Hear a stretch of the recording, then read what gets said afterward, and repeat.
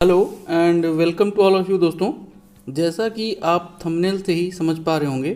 कि इस वीडियो में हम डिस्कस करने वाले हैं पाकिस्तान के बारे में। तो दोस्तों हुआ क्या है कि वर्ष 2021 के स्टार्ट के साथ ही पाकिस्तान में कुछ न कुछ ऐसी घटनाएं हुई हैं जो कि हम भारतीयों के लिए कॉमन मैन होने के नाते ही बहुत ही महत्वपूर्ण और इंटरेस्टिंग है। तो चलिए दोस्तों, अभी तक की जो घटनाएं हुई हैं उनको हम वन बाय वन एनालिसिस करते हैं और डिस्कस करते हैं। तो सबसे पहले है दोस्तों, आप 17 जनवरी की बात है कि पाकिस्तान के सिंध प्रांत में एक बड़ा जुलूस निकाला गया और इस जुलूस में एक अलग देश की मांग की गई और उस देश का नाम रखा है सिंधु देश। तो दोस्तों, यह जो जुलूस आयोजित किया गया वह जय सिंध मुताहिदा महज नामक एक संस्था है और उसके द्वारा इस बड़े जुलूस का आयोजन किया गया। और सबसे बड़ी बात यह रही दोस्तों कि इस जुलूस में विश्व भर के नेताओं के पोस्टर लगाए गए, जिनमें से भारत के प्रधानमंत्री नरेंद्र मोदी जी तो थे ही, साथ में सऊदी अरब के क्राउन प्रिंस सलमान, इसके बाद जर्मनी की चांसलर एंजेला मार्केल, जो Biden, Sheikh Hasina, Boris Johnson आदि अनेक बड़े नेताओं के भी पोस्टर लहराए गए तथा इन बड़े नेताओं से जो है कि यह मांग की गई कि उन्हें पाकिस्तान से अलग एक सिंधु देश के रूप में एक नया देश दिया जाए। अब यहाँ बात यह आती है दोस्तों कि आखिर 17 जनवरी ही क्यों। तो बता दूं दोस्तों कि यह जो पार्टी है या संस्था है जय हिंद मुताहिदा महज, इस पार्टी के जो संस्थापक थे गुलाम मुस्तफ़ा सैयद जी, तो यह 17 जनवरी 2021 को उनकी 117वीं जन्मदिवस के रूप में मनाया गया। और आपको बता दूं दोस्तों कि यही गुलाम मुस्तफ़ा सैयद जी ही, इन्होंने ही सबसे पहले सिंधु देश की मांग की थी। इससे पहले इतना बड़ा यह जुलूस इस शहर में दोस्तों वर्ष 2012 में भी एक बार निकाला गया था और उस समय भी विश्व भर के नेताओं से सिंधु देश एक अलग देश की मांग की गई थी। आपको बता दूं दोस्तों कि गुलाम मुस्तफ़ा सैयद जी का जन्म जो है इसी सन शहर में, सिंध प्रांत जो वर्तमान सिंध है जो पाकिस्तान है, वहीं पर जो है कि 17 जनवरी सन 1904 ईस्वी में तत्कालीन ब्रिटिश भारत में हुआ था। आज़ादी के बाद पाकिस्तान जो है अलग हो गया और यह सिंध प्रांत पाकिस्तान का हिस्सा हो गया। दोस्तों, गुलाम मुस्तफ़ा जी हमारे राष्ट्रपिता महात्मा गांधी जी के विचारों के समर्थक थे और इन्होंने मात्र 16 वर्ष की अवस्था में ही वर्ष 1920 में अंग्रेज़ों के खिलाफ हुए खिलाफत आंदोलन में भाग लिया था।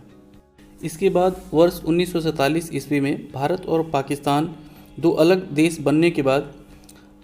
मुस्तफ़ा जी को पाकिस्तान में सिंध प्रांत का प्रथम शिक्षा मंत्री ही बनाया गया। बाद में बांग्लादेश की आज़ादी के बाद सैयद जी द्वारा एक अलग सिंधु देश की मांग के कारण उन्हें जो है कि कैद कर लिया गया और इसी कैद में उन्होंने लगभग 30 वर्ष बिताए और वर्ष 1995 ईस्वी में नज़रबंद अवस्था में ही कराची शहर में उनका निधन हो गया। इसके साथ ही बताता चलूँ दोस्तों कि इस जुलूस के आयोजकों का कहना है कि पाकिस्तान की जो वर्तमान सरकार है वह सिंध प्रांत के जो उनके संसाधन हैं उनका गलत उपयोग करती है और सिंध प्रांत के लोगों के लिए नहीं करती है बल्कि बाहर के लोगों के लिए करती है। और ख़ासकर उन्होंने पंजाब प्रांत है जो पाकिस्तान का पंजाब प्रांत है, उनका कहना था कि पाकिस्तान के पंजाब प्रांत और बाहर के चीन देश के लोगों के ऊपर उनके संसाधनों को खर्च किया जा रहा है। दोस्तों, एक बड़ी ख़ास बात रही इस जुलूस में कि Bharat, America, Australia, Bangladesh, Germany, रूस और भी बहुत से देशों के विश्व भर के जो नेता हैं उनसे यह डिमांड की गई, लेकिन इसमें चीन के राष्ट्रपति का कोई जगह नहीं था। यह बात सीधा था दोस्तों कि यह जो जुलूस था वह वर्तमान पाकिस्तानी गवर्नमेंट के खिलाफ तो था ही, साथ ही साथ चीन के द्वारा जो उनके क्षेत्र सिंध प्रांत में जो चीनियों द्वारा उनके प्राकृतिक संसाधनों का दुरुपयोग किया जा रहा है, यह प्रदर्शन उनके खिलाफ भी था।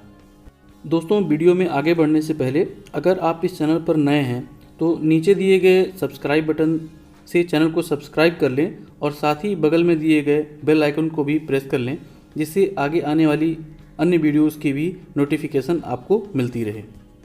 दोस्तों पाकिस्तान में एक अलग देश की मांग कोई एक नई बात नहीं है। जैसा कि आप जानते हैं कि वर्ष 1971 में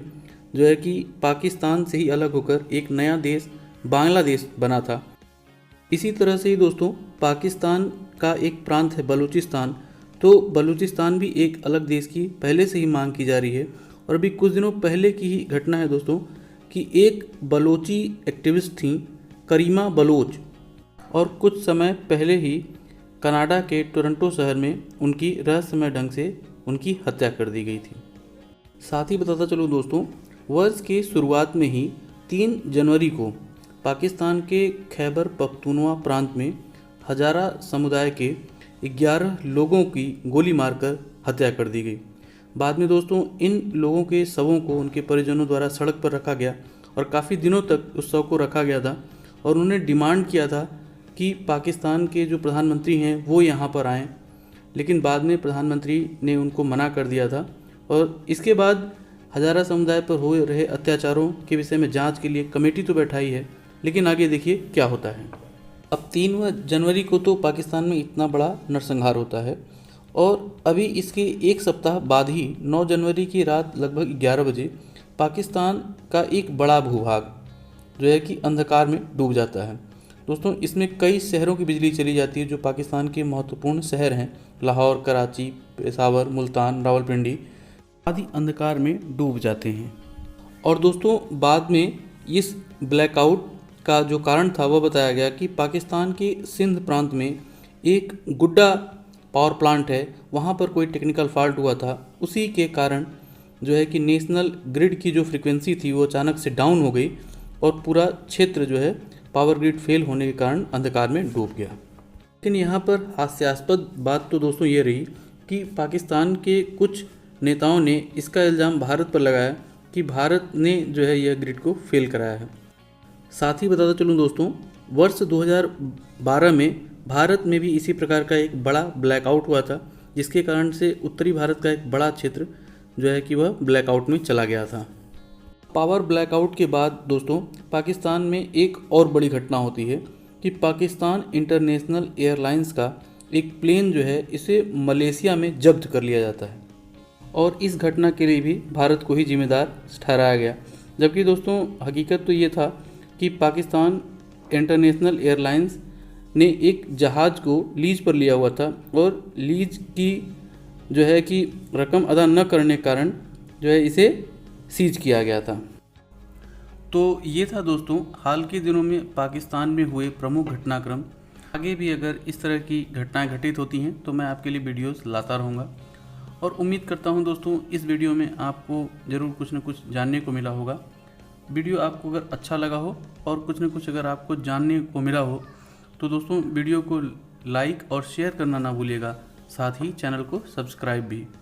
तो दोस्तों इस वीडियो में इतना ही, मिलता हूं आपसे अगले वीडियो में, तब तक के लिए जय हिंद।